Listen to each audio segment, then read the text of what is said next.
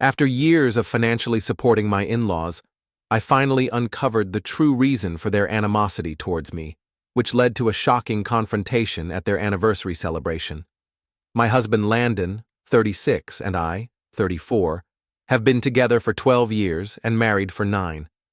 We've mostly been soulmates who get along well, except when it comes to my in-laws. For some reason, they've never truly accepted me into the family, but I couldn't pinpoint why until just a few days ago when they finally revealed the reason at their anniversary party. Before I dive into that, I need to provide some background on my situation. Landon, by definition, is a stay-at-home husband. 1 year into our marriage, we realized that I was earning significantly more than him. I worked in my father's electrical appliance business, where I was being groomed to take over after his retirement. Landon, however, hated his job and considered it a waste of time, so he suggested he stay home and manage the household duties. It was a big decision, but as long as he was content with it, I was too. It was a joint decision, and we've stuck with it for the past 8 years. My father retired nearly 6 years ago, and since then, I've taken over as CEO of the company. I don't mean to boast, but I make a substantial income. Landon is happy, and so am I. I've never understood why anyone would have an issue with this, but my in-laws assumed Landon was the main breadwinner. To be fair, we had never openly discussed our arrangement with them because they are very traditional and conservative. Landon was sure that if they knew he was a stay-at-home husband, they would flip out. So, we kept the truth under wraps. When we visited, we would pretend that Landon was still working at his previous job and steer clear of any questions about it, which allowed us to avoid awkwardness. We didn't think it was necessary to share the details of our personal lives with them, especially since they already disapproved of me even before Landon and I got married. The last thing I wanted to do was make matters worse by revealing the truth. But many of you might be wondering why I continued to maintain a relationship with them, despite their clear dislike for me. Even Landon has apologized for not addressing it earlier. The reason I didn't sever ties with them is because of their health issues. My mother-in-law, Sheila, is a 2-time cancer survivor, skin cancer and later brain cancer. After battling both, she's now in remission. Additionally, my father-in-law, Bob, has suffered 2 heart attacks in the last 4 years. These health struggles kept us from cutting them off entirely, despite their awkward behavior toward me. They weren't outright rude, but the coldness was evident every time I was around. From the first time I met them as Landon's girlfriend, I felt this distance, and it only grew more pronounced after we got married. Still, given their medical conditions, I chose to tolerate it and not push Landon to cut his parents out of his life over their odd behavior. He appreciated my patience, but I did it out of compassion too, having lost my own mother to cancer a few years before meeting Landon. Whenever they needed financial help, I would step in. They are both retired, so sometimes they would ask Landon to assist them with expenses, but since Landon didn't have the means, I'd write the checks. To avoid suspicion, I always made them out as coming from both Landon and me, since we didn't want anyone discovering that Landon hadn't been working for the last 8 years. Their vacations, events, and luxuries had all been funded by me, even though they believed it was a combined effort from both of us. Despite this, I never felt they appreciated my contribution. Recently, I even took the initiative to organize their 40th anniversary party. It was supposed to be a gesture of goodwill, thinking they would at least express some gratitude for everything I had done for them.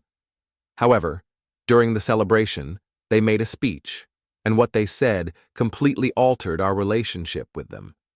Upon arriving at the party, I immediately noticed their strange behavior, though I didn't understand the cause until their speech.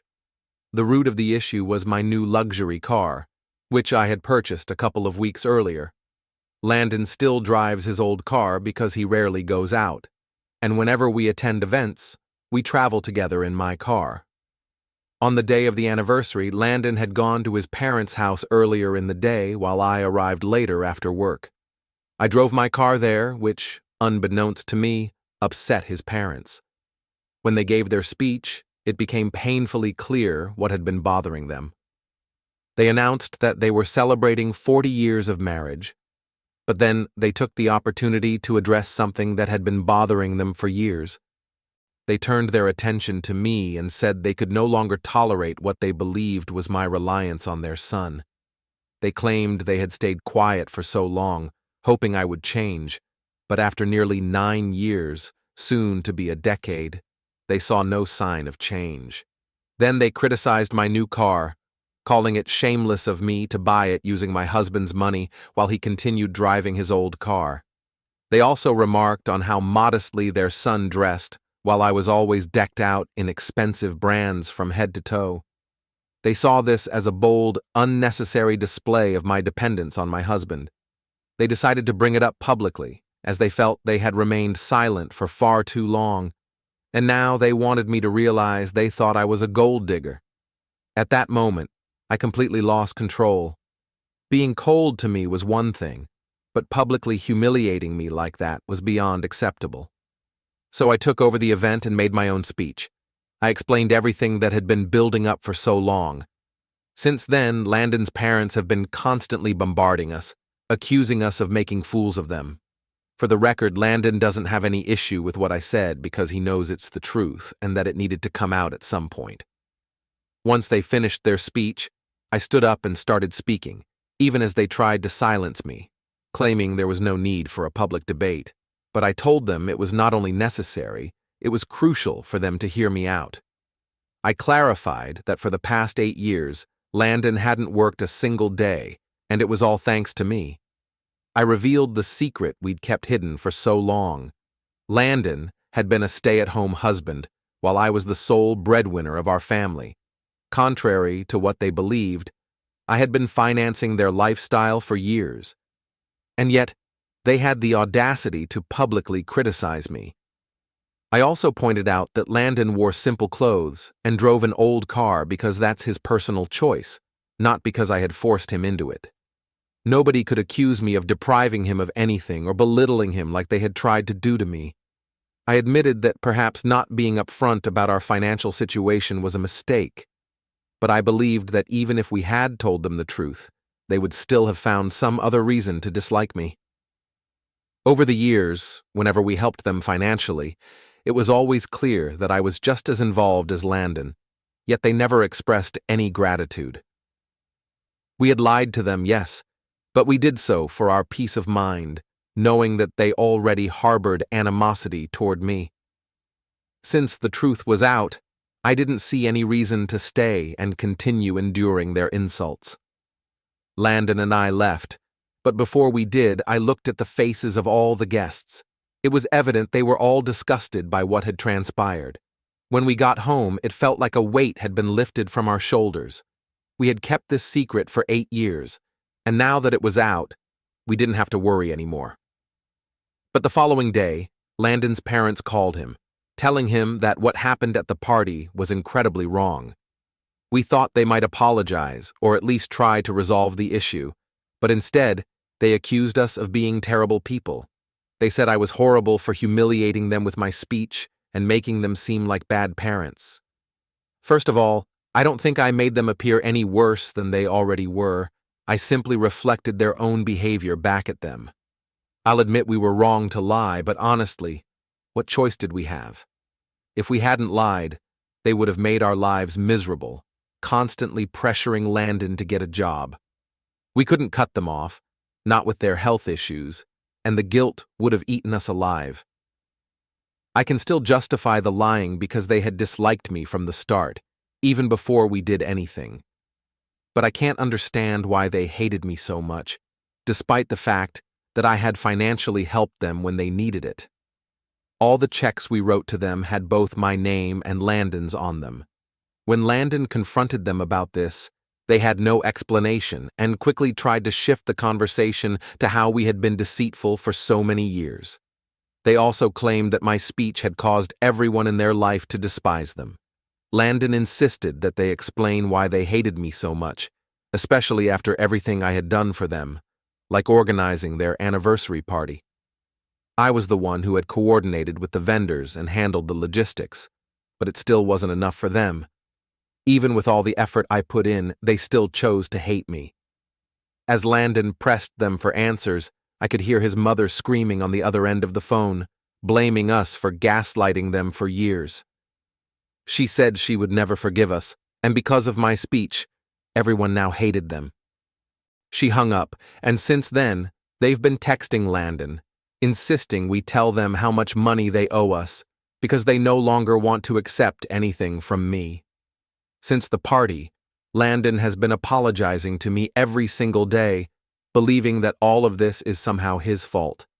I've reassured him that he's not responsible for his parents' actions. A lot of his relatives have reached out to me, expressing their support and condemning what my in-laws did at the party. Most of them have cut ties with my in-laws, and while I can't say that I feel good about it, I know they are just a lonely, elderly couple. I'm not going to encourage or discourage anyone's decision to distance themselves from them. It's a personal choice, and I won't interfere in that. This whole drama has really frazzled my nerves, and I just want to move on and stop thinking about it. Landon and I have decided to take a short trip this weekend to get away from everything and have some time to ourselves. If there's any silver lining to all this chaos, it's that it's giving us a chance to escape for a little while and process everything in peace. A couple of days ago, Landon and I decided to block Bob and Sheila from all channels of communication. We made sure that we didn't leave any way for them to contact us. Yesterday morning, we left for a quick beach getaway, but then I received a phone call from our alarm company. They informed me that someone had tried to break into our house, setting off the alarm. My first thought was that it had to be Bob and Sheila. I immediately logged into the security cameras, and of course, it was them. The footage showed them standing outside our door, ringing the bell for almost 15 minutes before attempting to break in. They even brought bricks with them, which they used to smash the glass bay window in the living room to gain entry. I made a note of the damage because I planned to sue them for the cost of replacing the window. It was an expensive door to install. What really infuriates me is that they attempted this at their age, knowing full well the risks involved. I called the police immediately and also informed my neighbor, who's a close friend, about what was happening. The police arrived within 30 minutes and escorted Bob and Sheila off our property. The district attorney will now decide if charges should be filed, though I doubt anything will come of it because of their age, and the fact that Landon's dad is friends with someone in the DA's office, which seems incredibly unfair to me. I don't plan on pursuing criminal charges, since nothing was stolen or seriously damaged inside the house. However, we will replace the glass with a better one as soon as we return, and I'm determined to make Bob and Sheila pay for it. Despite all the stress, Landon and I are not letting this ruin our weekend. We're still enjoying our time at the beach, and we'll deal with everything when we get back. She told him she didn't want to speak with him, because he was just as awful as I was, and a massive loser with no money of his own, meaning he had no right to say anything. Then, I'm not sure what got into Bob, but he climbed onto the hood of the car and punched the windshield so hard that not only did he injure himself, but he also cracked the windshield a bit. Sheila tried to act cool and assured me not to worry, claiming she'd send the money to fix the windshield along with the amount she already owed me. Landon and I were stunned, not knowing how to react. We considered calling the cops, but they had already been let off with just a slap on the wrist once, and we were pretty sure they'd get away with it again. So, we decided to let it go, knowing we'd get the money back anyway. At that point, we just wanted to move on and didn't care if they faced any consequences. After this, they'd be on their own, and that felt like enough of a punishment. We didn't want to deal with any more hassle, so we decided to drop it. Now, we're just looking forward to a peaceful life without anything to do with Bob or Sheila. They're not worth our time or energy. Earlier, I mentioned that I didn't want them completely cut off from the family, but I've changed my mind. Landon contacted most of his relatives to fill them in on everything that happened. He made it clear that from now on, if Bob and Sheila were invited to any family gatherings or holidays, we would not be attending. Most people supported this decision, with many expressing they didn't want anything to do with them, especially after hearing our side of the story. The line has been drawn, and it won't be crossed. Now I'm pregnant. We found out a couple of weeks ago, and yesterday we decided to throw a party to announce it. It wasn't exactly planned, but it just felt right, even though I'm nearing my late 30s. Everyone's excited for us. So, after almost a year of no contact, guess who showed up uninvited to our party? Yep, Sheila and Bob. They arrived almost an hour before the party was set to begin. And right then, I did something I'd been waiting to do from the start. When Sheila said she wanted to put everything behind us because she was going to be a grandmother, I spat on the ground and told her to leave, just like she had done to me a year ago. I slammed the door in their faces. They kept ringing the doorbell for a few minutes, but when I opened it again, I told them if they didn't leave, I'd call the cops, and this time, I wouldn't let them off easy. They demanded to speak to Landon, but he came out and told them that since he wasn't an earning member of the family and was a humongous loser, he didn't feel worthy of talking to them and suggested they leave. After being humiliated, they finally left. We're relieved now because, with the pregnancy, I can finally apply for a restraining order. I don't want them in my life ever again, and I'll make sure of it.